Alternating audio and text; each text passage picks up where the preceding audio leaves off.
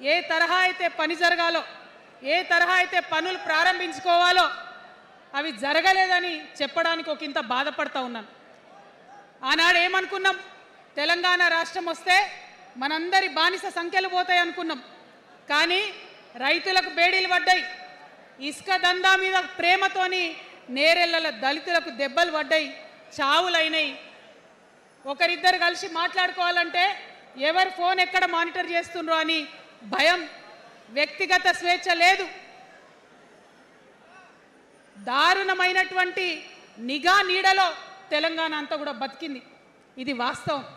మనం అనుకున్న కలల తెలంగాణ రాలేదన్నది ముమ్మాటికి వాస్తవం. మరి అటువంటి సందర్భంలో నేను ఇవాళ మీ అందరికి ఒక మాట చెప్పాలి.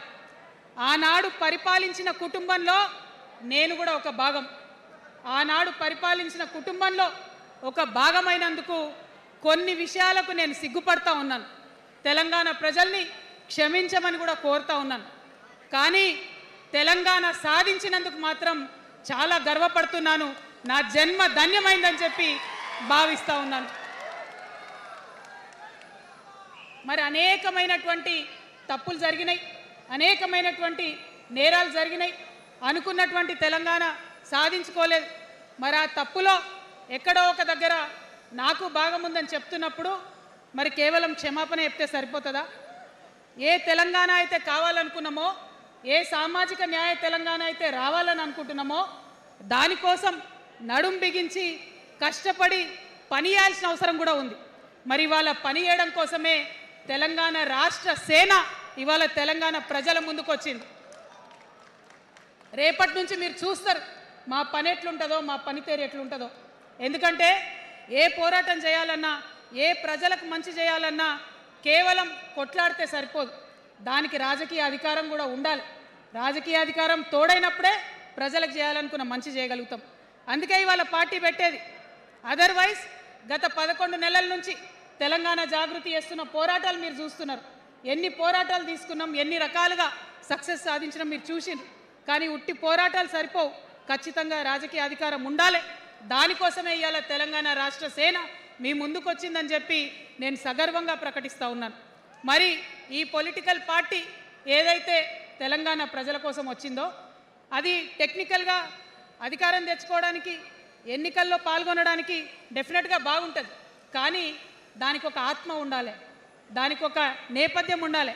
ఇవాళ బీఆర్ఎస్తో అదే కదా ప్రాబ్లం. టెక్నికల్గా బాగున్నారు, ఎలక్షన్ పోతున్నారు, సీట్లు గెలుస్తున్నారు, కానీ తెలంగాణ ఆత్మను కోల్పోయింది. కాబట్టే ఇవాళ తెలంగాణ రాష్ట్ర సేన వచ్చింది. నేను తెలంగాణ ప్రజలందరికీ చేతులు జోడించి నమస్కరించి ఒక మాట చెప్తున్నా, హార్ట్ఫుల్గా చెప్తున్నా, నా హృదయాంతరాల నుంచి ఒక మాట చెప్తా ఉన్నా. నేను తెలంగాణలో ఉన్న 3.5 కోట్ల మంది తెలంగాణ బిడ్డలందరికీ ఒక అమ్మగా పరిణితి చెందాలనుకుంటున్నా.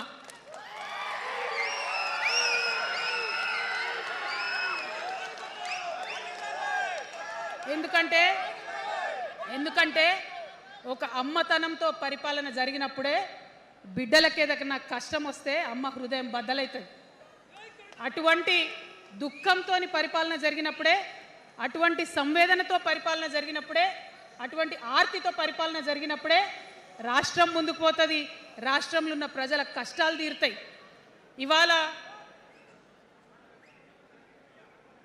ఎన్నిసార్లు ఎన్ని రకాలుగా ఆలోచన చేసినా మన తెలంగాణ రాష్ట్రంలో అనేక రోజుల నుంచి, అనేక సంవత్సరాల నుంచి ఒక భూస్వామ్య వ్యవస్థ నడిచింది. మనకు తెలుసు. అనేక రకాల పోరాటాలు వచ్చినాయి. సమానత్వం కోసం ప్రయత్నం చేసినాం, పోరాడుతూనే ఉన్నాం. అది రైతాంగ సాయుధ పోరాటం కావచ్చు, ముల్కీ ఉద్యమం 1952 కావచ్చు, 1969లో తెలంగాణ ఉద్యమం కావచ్చు, తర్వాత వచ్చినటువంటి నక్సలైట్ ఉద్యమం కావచ్చు, అనేక సామాజిక ఉద్యమాలు, ఎందరో మంది మహానుభావులు, ప్రొఫెసర్ జయశంకర్ గారి దగ్గర నుంచి మొదలు పెడితే చాకల ఐలమ్మ గారు, దొడ్డి కొమరయ్య గారు, ఆరుట్ల కమలాదేవి గారు, రావి నారాయణ రెడ్డి గారు, సురవరం ప్రతాప్ రెడ్డి గారు, దాశరథి గారు, కాళోజీ గారు, నక్సలైట్ ఉద్యమంలో గద్దరన్న గారు, గణపతి గారు, మారోజు వీరన్న గారు, సాంబశివుడు గారు, ఇట్లా అనేక మంది పోరాటం చేస్తే అంతో ఇంతో సమానత్వం ఇప్పుడు వచ్చింది. మలిదశ తెలంగాణ ఉద్యమంలో కేసీఆర్ గారు, అట్లానే ప్రాణాలు ఇచ్చినటువంటి ఇషాన్ రెడ్డి గారు, యాదయ్య కావచ్చు, సువర్ణ కావచ్చు, అనేక మంది కొట్లాడితేనే ఇవాళ తెలంగాణ రాష్ట్రం వచ్చింది. వీరికన్నా ముందు మరి మీ అందరికీ తెలుసు, సమ్మక్క సారలమ్మ దగ్గర నుంచి మన దగ్గర సామాజిక ఉద్యమాలు నడిచినాయి. కొమరం భీమ్ కావచ్చు, సమ్మక్క సారయ్య కావచ్చు, సారలమ్మ కావచ్చు, షోయబుల్లా ఖాన్ కావచ్చు, మగ్దూ మొయ్యుద్దీన్ కావచ్చు, ఇట్లా అనేక మంది కొట్లాడితే కొంచెం సమానత్వం వచ్చింది. కొండా లక్ష్మణ్ బాపూజీ గారిని తెలుసుకోవాలి, పండుగ సాయనని తెలుసుకోవాలి.